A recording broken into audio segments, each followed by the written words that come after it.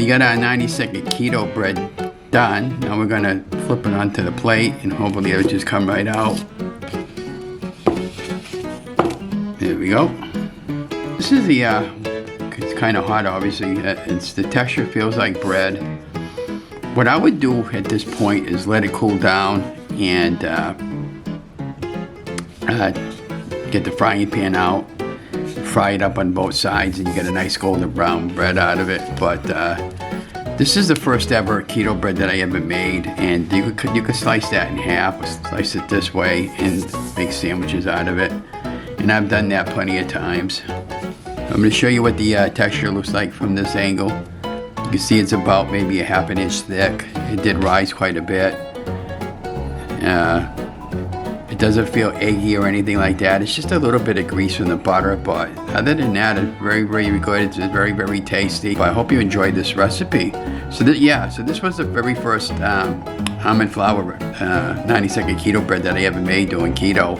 And because I love bread, and the other thing is bread's got a lot of calories and a lot of sugar and a lot of processed foods. And when you're trying to lose weight, you're going to have to try to make sacrifices, and this is one of the sacrifices that I made. And I found by making my own bread that at least I know what I'm eating in my mouth, and that's very healthy for you. I just toasted the 90-second keto bread. And I got a fork here, so I'll show you the back side of it. You hear that, how nice and crunchy that is? And I got it toasted on all the sides. And, you know, the bread feels, and I know it'll taste like bread.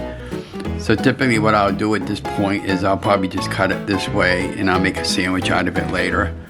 But yeah, so I hope you enjoyed this video, and be watching for my next video that I'll be posting up, which will probably be the cabbage kibasi recipe, and also we're going to be making another 3.5 minute bread recipe that we had made a number of times before. But yeah, doesn't this look really good?